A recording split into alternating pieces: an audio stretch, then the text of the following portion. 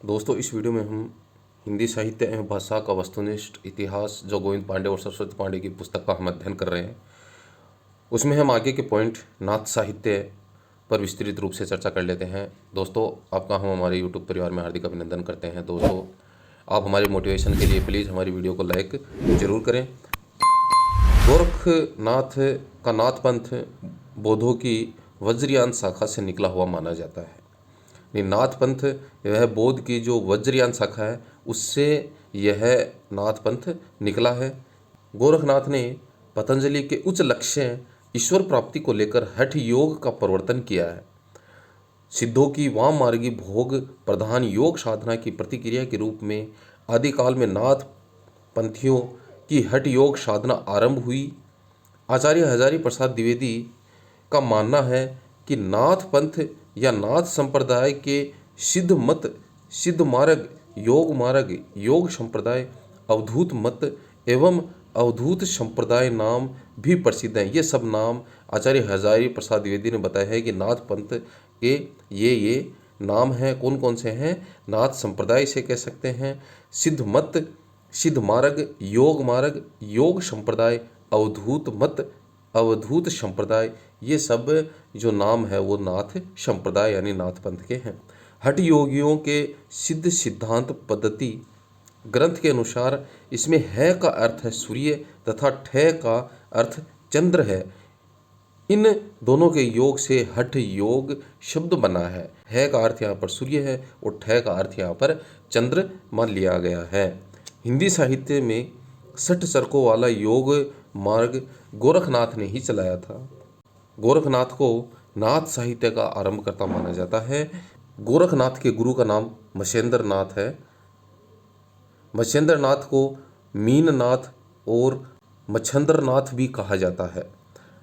मिश्र बंधुओं ने गोरखनाथ को हिंदी का प्रथम गद्य लेखक स्वीकार किया है।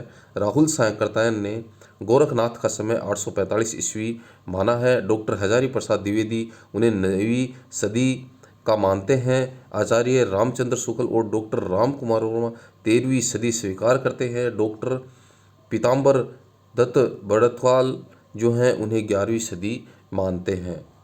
ये अलग अलग जो समय है वो गोरखनाथ का इन कवियों ने माना है। आचार्य हजारी प्रसाद द्विवेदी ने लिखा है, क्या कहते हैं हजारी प्रसाद द्विवेदी, कि शंकराचार्य के बाद इतना प्रभावशाली और इतना महिमान्वित भारतवर्ष में दूसरा नहीं हुआ है। भारतवर्ष के कोने कोने में उनके अनुयायी आज भी पाए जाते हैं। भक्ति आंदोलन के पूर्व सबसे शक्तिशाली धार्मिक आंदोलन गोरखनाथ का भक्ति मार्ग ही था। गोरखनाथ ने अपने युग के सबसे बड़े नेता कहा है आचार्य हजारी प्रसाद द्विवेदी ने। ये गोरखनाथ के संबंध में हजारी प्रसाद द्विवेदी के मत हैं। डॉक्टर पीताम्बर दत्त बड़थवाल ने गोरखनाथ के 14 ग्रंथों को प्रमाणित मानकर उनका संपादन गोरखवाणी नाम से किया है। ये डॉक्टर पीताम्बर दत्त बड़थवाल जो थे, इन्होंने गोरखनाथ की जो 14 रचनाएं हैं उन रचनाओं का संपादन गोरखवाणी नाम से किया है। गोरखवाणी में संकलित गोरखनाथ के प्रमाणिक जो ग्रंथ है वो कौन कौन से हैं देखिए। शब्द, पद, शिष्या दर्शन, प्राण संकली, नरवे बोध, आत्मबोध, अभय मात्रा योग, 15 तिथि, सप्तवार, मच्छिंद्र, गोरख बोध, रोमावली, ज्ञान तिलक, ज्ञान ज्योतिषा, पंच मात्रा, ये गोरखवाणी में जो संकलित है गोरखनाथ के प्रमाणिक जो ग्रंथ हैं जो पीताम्बर दत्त बड़थवाल ने संकलित किया है गोरखवाणी नाम से, उसमें इन 14 ग्रंथों को सम्मिलित किया है। गोरखनाथ ने संस्कृत भाषा में जो ग्रंथ लिखे हैं वो कौन कौन से देखे, उन पर भी प्रकाश डाल लेते हैं। सिद्ध सिद्धांत पद्धति, विवेक मार्तंड, शक्ति संगम तंत्र, निरंजन पुराण, विराट पुराण, गोरख शतक, योग सिद्धांत पद्धति, योग चिंतामणि, ये गोरखनाथ ने संस्कृत भाषा में लिखे हुए ग्रंथ हैं। 10वीं शताब्दी के प्रसिद्ध कश्मीरी आचार्य अभिनव गुप्त ने अपने ग्रंथ तंत्रालोक किसका है? ये कश्मीर के प्रसिद्ध आचार्य रहे हुए हैं अभिनव गुप्त, इनका ये ग्रंथ है। में मच्छंद विभु या मच्छेंद्र नाथ की वंदना इन्होंने की है। किसने की है? आचार्य अभिनव गुप्त ने की है। इनका ग्रंथ है तंत्रालोक। तंत्रालोक में मच्छेंद्र नाथ की वंदना की गई है और इनका जो समय है वो 10वीं शताब्दी माना जाता है। नाथों की संख्या 9 मानी जाती है। नाथ कितने थे? 9 थे, बहुत बार पूछा जाता है। और सिद्धों की संख्या कितनी थी? जो पूर्व में हम पढ़ चुके हैं वो थे 84 और नाथ थे 9।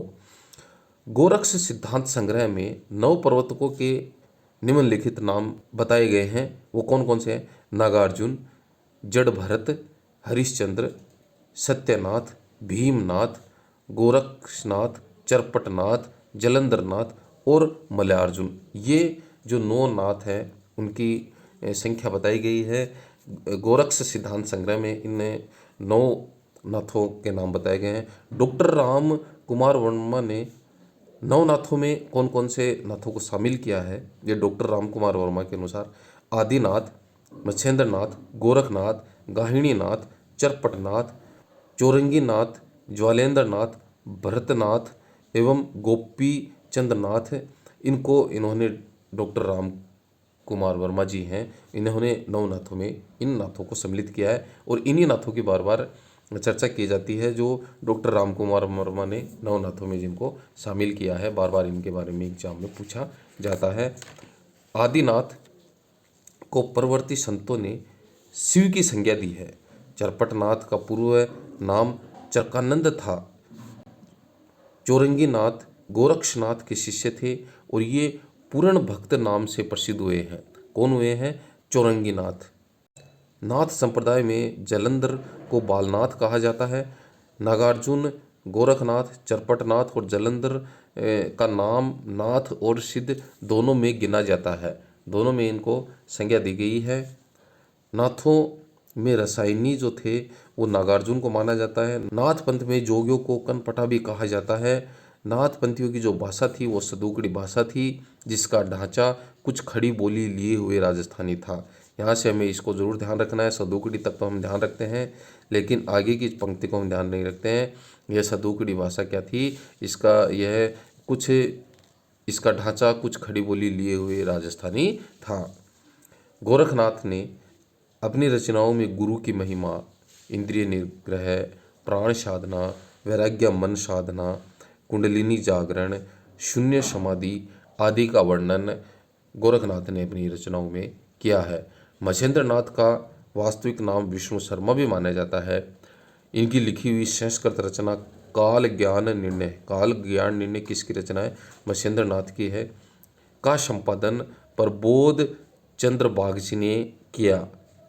दोस्तों, हमारी वीडियो आपको कैसी लगी? प्लीज़ वीडियो को लाइक जरूर करें, चैनल को भी सब्सक्राइब करें और बेल आइकन को प्रेस करें ताकि हमें एक मोटिवेशन मिल सके। धन्यवाद।